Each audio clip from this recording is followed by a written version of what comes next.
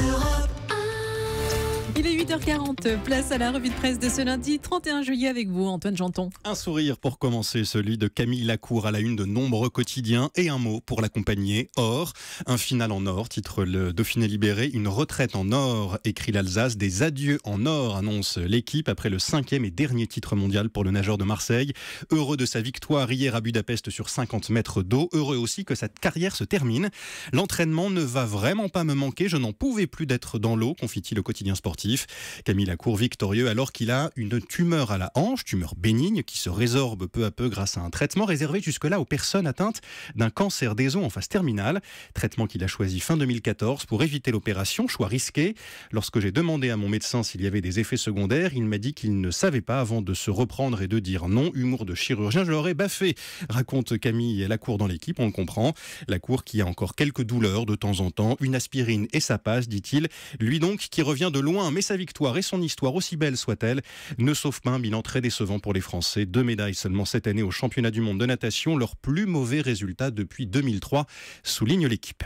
À la une encore ce matin, la journée cauchemardesque de milliers de voyageurs hier à la gare Montparnasse à Paris et dans les gares de l'ouest du pays. Voie sans issue, titre l'Écho de la Haute-Vienne. Le sujet est aussi en première page de Ouest France et de Sud-Ouest qui est allé à la rencontre de ce qu'il appelle les naufragés du 30 juillet.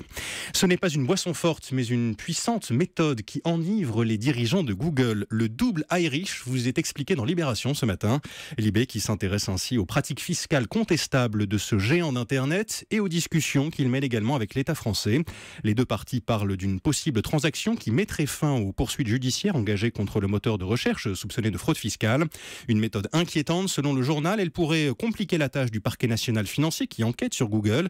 Méthode critiquée aussi à Bercy. On ne fait pas de transaction avant un appel devant le Conseil d'État, s'étrangle un contrôleur des impôts. L'enjeu n'est pas mince dans ce dossier. Il s'agit de récupérer des milliards d'euros de recettes fiscales, des milliards que les GAFA, vous savez, Google, Amazon, Facebook et Apple cherchent à garder. Comment faire donc pour que ces entreprises paient ? La réponse est européenne, écrit Johan Hufnagel dans son édito dans Libération. Il faut une harmonisation de la fiscalité européenne, mais pas seulement. Il faut aussi une politique commune en matière de numérique de manière à peser davantage face à ces mastodontes, et on en est bien loin.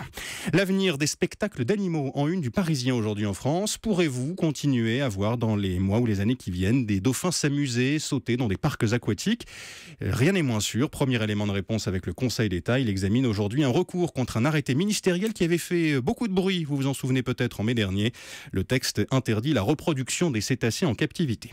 Et puis une initiative couronnée de succès pour terminer. Un parc éolien citoyen et solidaire. Le parc de Bégane dans le Morbihan, c'est-à-dire dans la Croix. 4 éoliennes inaugurées il y a 3 ans. Après 10 ans de travail acharné, elles fournissent de l'électricité à 4000 foyers dans le département. Elles ont permis l'embauche de 12 personnes.